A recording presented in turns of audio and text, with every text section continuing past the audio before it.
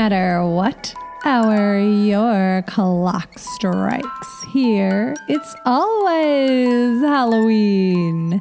And I'm always your haunted host, Lucé Tomlin Brenner. Welcome to an update episode. I want all my lovely lanterns to know that Pete and I will be taking at least the next 2 weeks off to rest and recover. You know, we have been going hard all calendar Halloween, and we're both going to be traveling the next couple of weeks. So we wanted to give our brains a little vacation, let them run wild so that we could come back and be creatively fresh for you for the Creepmas season.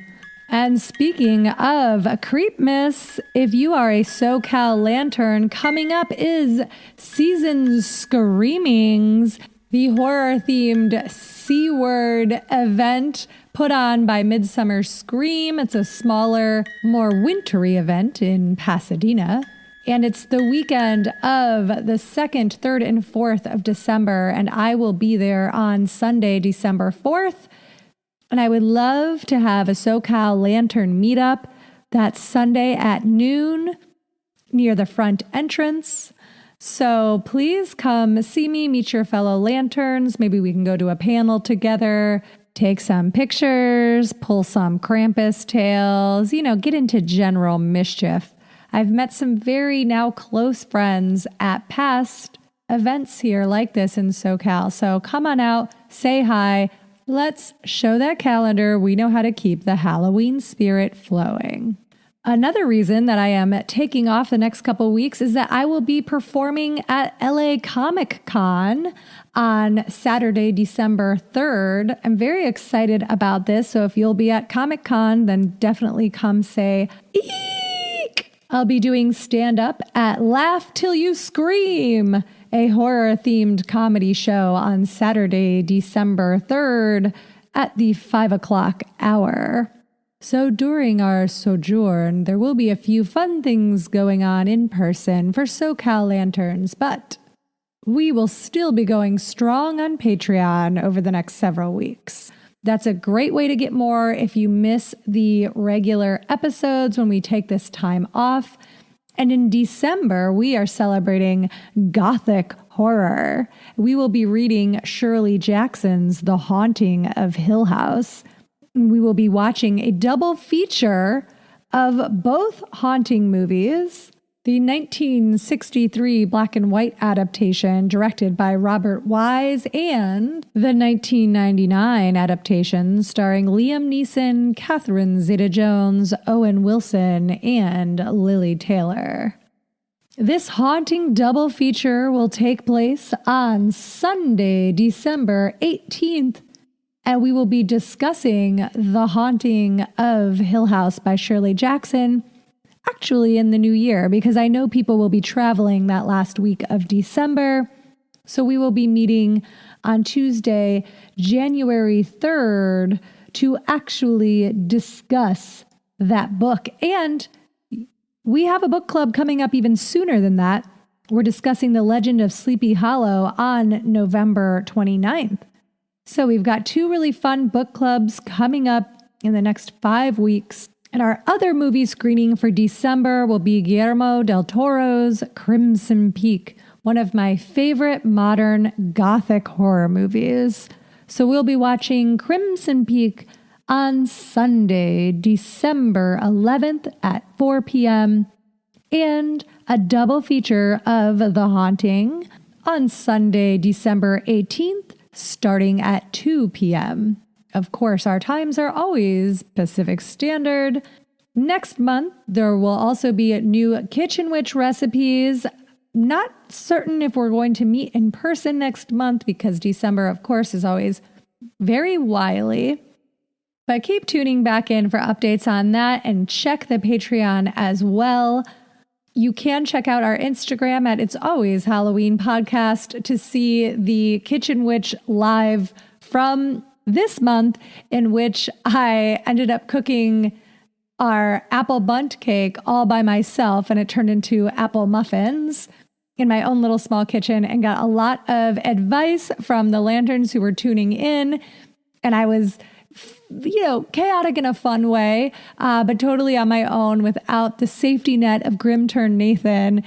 And it was frightening. It was scary. It was all the things that Halloween is right in my kitchen. So you can see that live video on our Instagram. I'm not sure if my heart can take quite another fright like that so soon, but we will keep you posted if we're going to do a Kitchen Witch live. Either way, there'll be new Creepmas themed recipes up on the Patreon next month. And this month we have another bonus episode coming out, a Washington Irving story that was directly inspired by our other story that came out this month, Lenore by Gottfried August Berger. Not only did Lenore inspire Washington Irving, but of course Edgar Allan Poe and Bram Stoker as well. This is the very first ballad that I've read for the podcast. So if you like the ghost stories when they come onto the main feed, sign up for the Patreon, get at least 2 a month with a little bit of literature history with each one. Very, very excited about the 2 stories that came out this month. So I hope you're enjoying them. And I just want to take this moment to thank the Patreon Ghoul Gang for producing every episode of It's Always Halloween. At every level, your contribution makes a huge difference. It's the reason that we can take time off to do research or just to rest and recuperate. And I want to welcome our 2 newest members into the Ghoul Gang. Welcome, Heather, and welcome, Snails and Shrooms. It's so fantastic to have you both here. Thank you for helping us make the podcast and keeping it independent, ad-free, and sustainable. Since the gift-giving season is upon us, consider gifting someone an annual membership to It's Always Halloween. For $10, $30, $60, $100, or more, you can give someone Halloween all year round.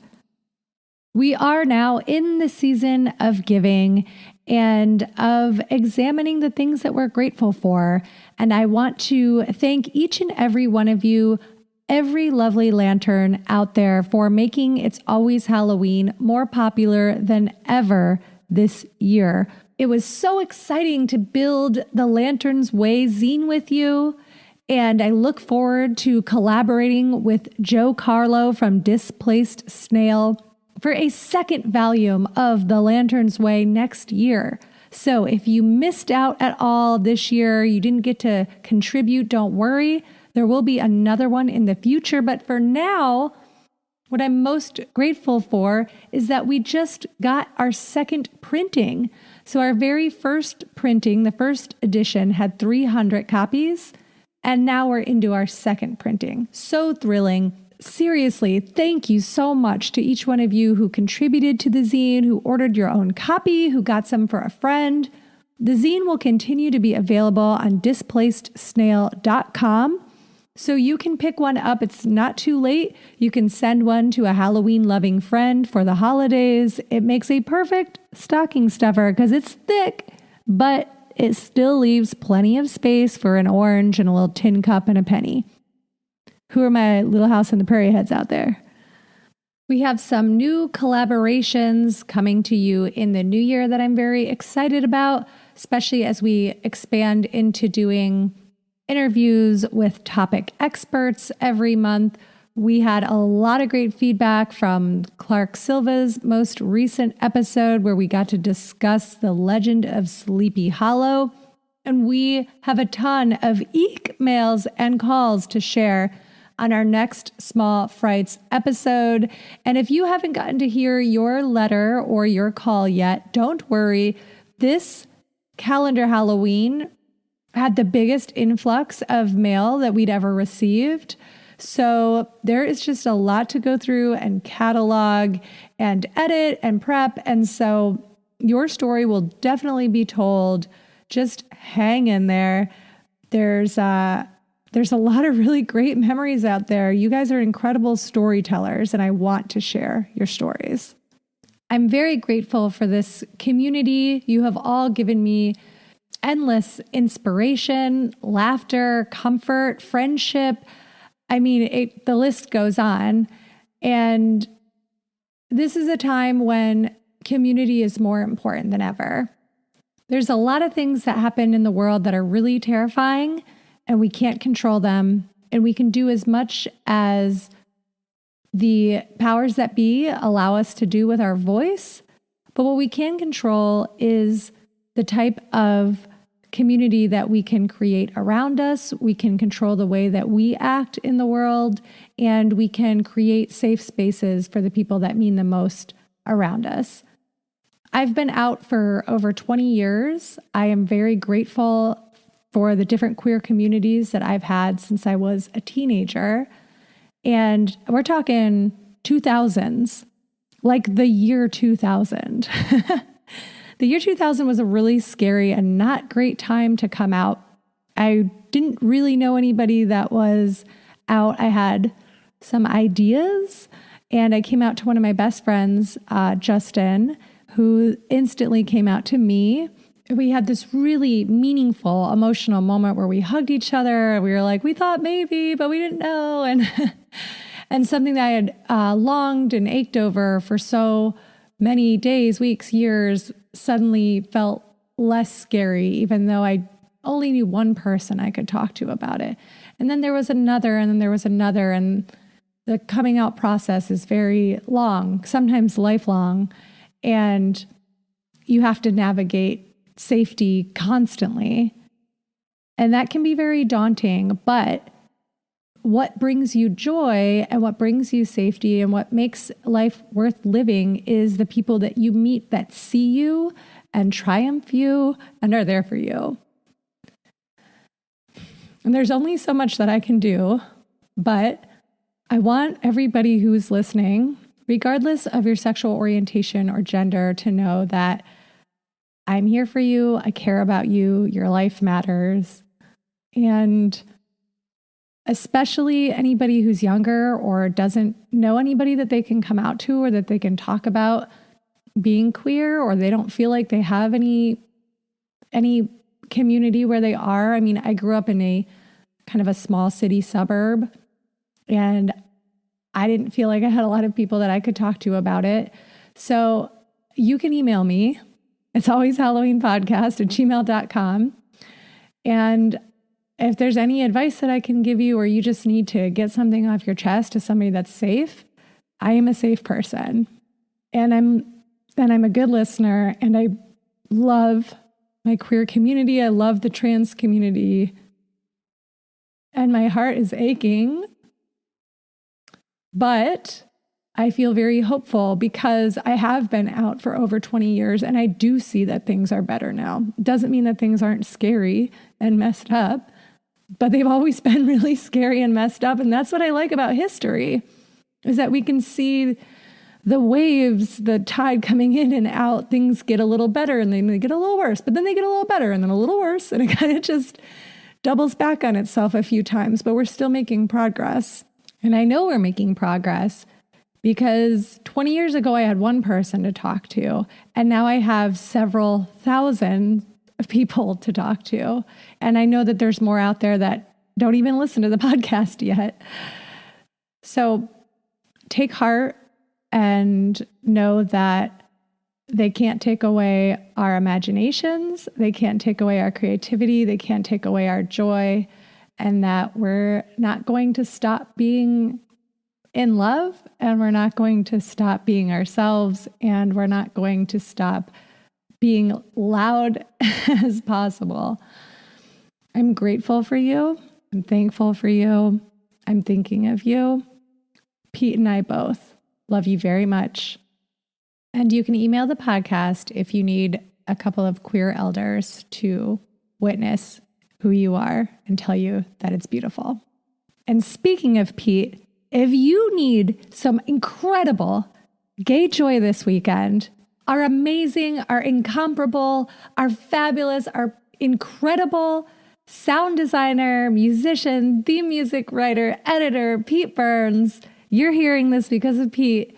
Pete Burns just put out a new album, and it's really, really good.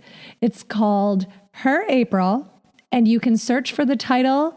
It's available on Spotify and Apple, everywhere else. Her April, and it's under Pete's musical pseudonym, which is PB, his initials, Pete Burns, PB. So this has been called his gayest record yet. So if you need to turn some music on and dance out your feelings, Her April is the soundtrack for your next couple of weeks until we come back, which we will. We will always come back. Nothing can stop us. I was bisexual when Carrie Bradshaw was telling everyone that bisexuals didn't exist. So I can handle anything. And so can you, because you are a lantern. Nobody is more badass than a lantern. You're literally filled with fire. Thank you so much for listening to yet another episode of It's Always Halloween. Even though it was just an updates episode, I hope it gave you a little something something. Please come back next time.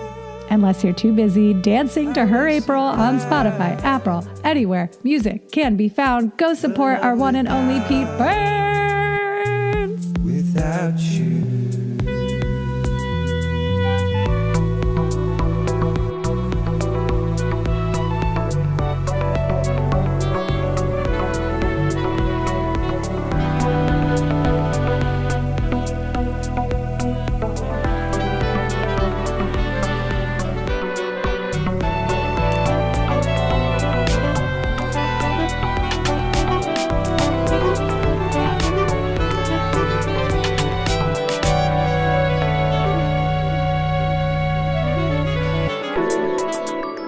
May turns to summer.